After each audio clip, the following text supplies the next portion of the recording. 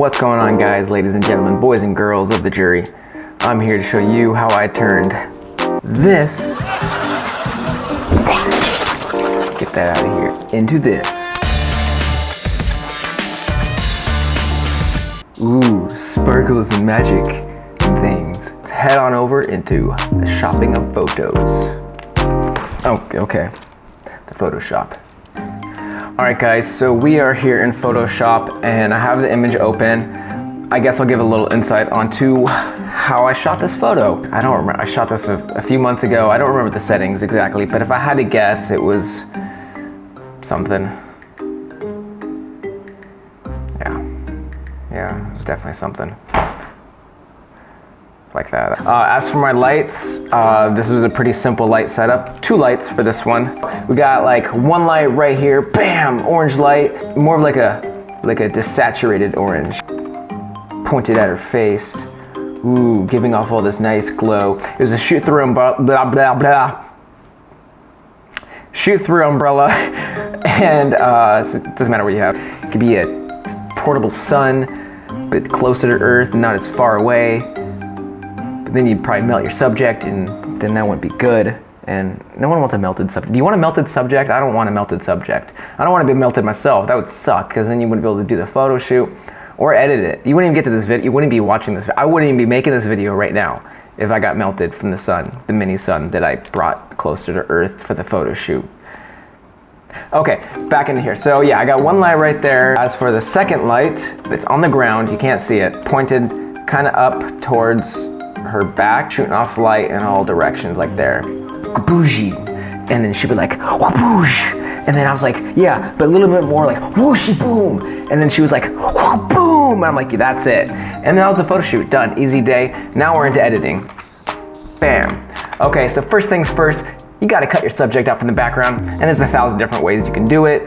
Pick your favorite. Before I do any of my crazy special effects or 3D design or anything like that, I like to do a sketch. Yeah, that's the word I'm looking for. I like to do a sketch of my overall composition, where I want things to be in the framing before I start going all crazy meticulous with it. So just go on down here, add a black and white adjustment layer, turn that off, add a new layer, fill that with black. I don't know, I don't want it pure black, so let's just Control L, raise up the levels a bit.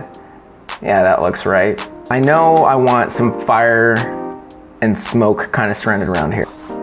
I'm not really sure how I want this. If you can frame your subject with some sort of foreground element, whether that's, you know, a building, another person, special effects, whatever, I feel like that'll help create a lot more depth to your image. A lot of people just kind of forget about that whole foreground element between the subject and the camera. So I'm thinking like a ring of fire, a ring of smoke kind of going around her.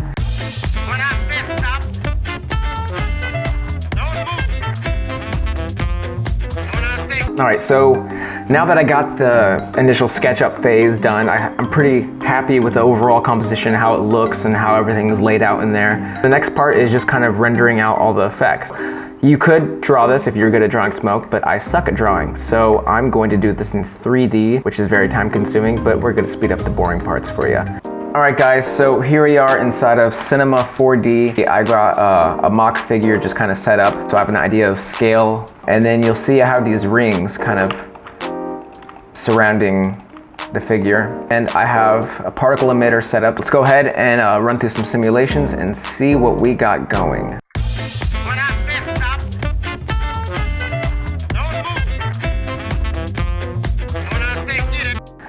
All right, cool. So now that we got that set up, let's go inside of our camera and let's see what this looks like. All right, so I'm kind of liking the way the smoke looks. Problem though, the lighting doesn't match. Let's go through and mess around with some lights.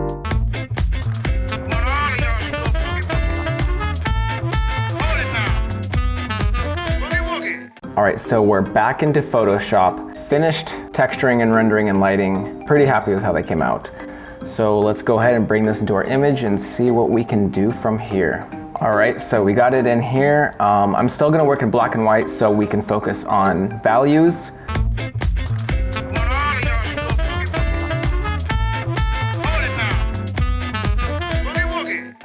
We wanna focus next on values, and that's lights, the darks. Right now it's kind of flat all around, but what we want is part of the smoke that's furthest away to have a lighter black point than the smoke that's closer to the camera. So what I'm going to do here is I'm going to add an adjustment layer, levels, right click that layer and create clipping mask. That way it is only affecting the layer that it's attached to, which is that smoke layer. Click on this slider right here, raise up that black point a little bit. Paint black on the areas where we don't want those levels to be lifted. And that's everything in the foreground. And so you'll see here with and without that, without, with, without, and with. I want to simulate a really shallow depth of field with this image, so I'm going to blur the front and outer parts of this smoke. Crank that up to, I don't know, 40 pixels feather. Let's just make a selection around the foreground elements. With that selected, filter, blur, box blur. 25 looks good for me. And then let's do the same with the background. All right, that's looking pretty good. I like the way that looks. All right, before we continue on with any more effects, I'm going to do some dodging and burning. There's dozens of different ways to do this, so pick your favorite.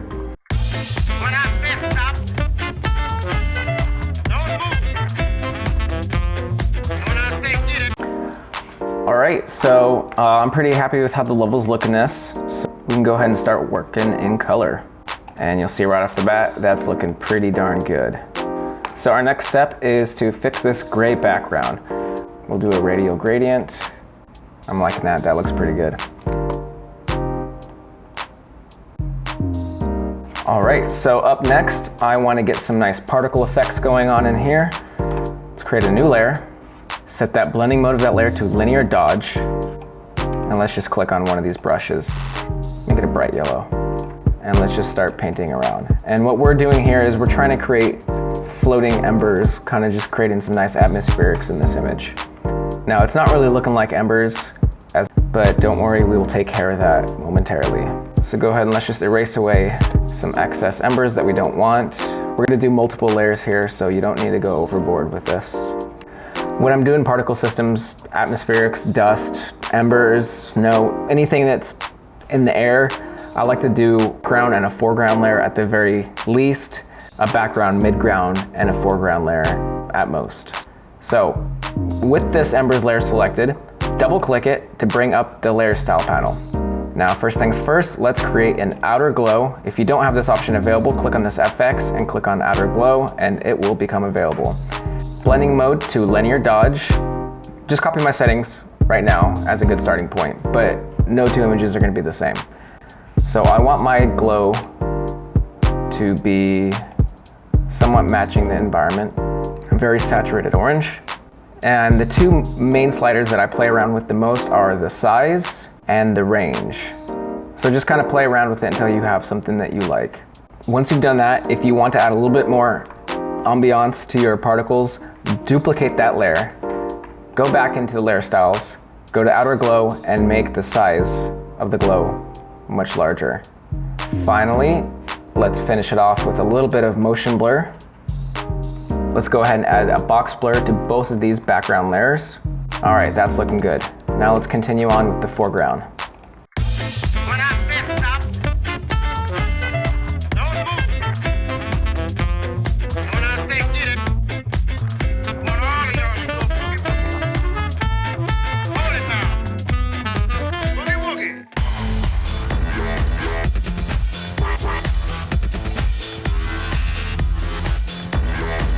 All right, so at this point of the image, I've gotten it about 80% of the way I like it.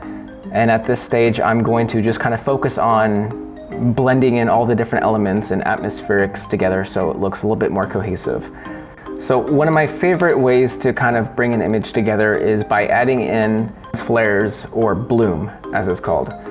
So let's start with the background. So we're gonna create a layer on top of the background embers. A large soft round brush, flow around 20%, maybe make that a little bit brighter and a little more saturated. Set the blending mode to lighten or screen, whichever you, and just start painting in.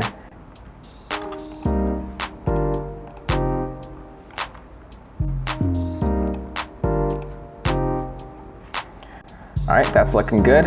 Let's go ahead and do the mid-ground. New layer on top of that, set that to lighten, and just start painting in.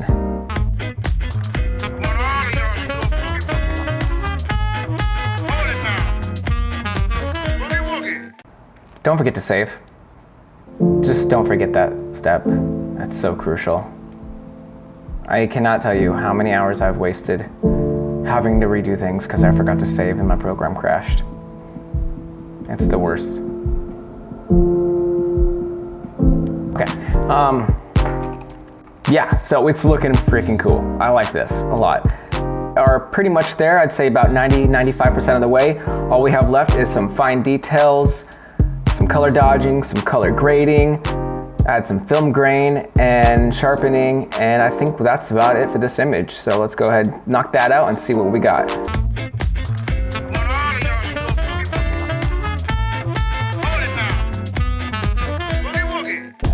All right, thanks everyone for watching this video. I hope you enjoyed it and I hope you learned a few things. If you have any questions at all about anything I did in this video, or you want me to explain a method thoroughly, go ahead and drop a comment down below and I'll get back to you. And I will see you guys in the next video.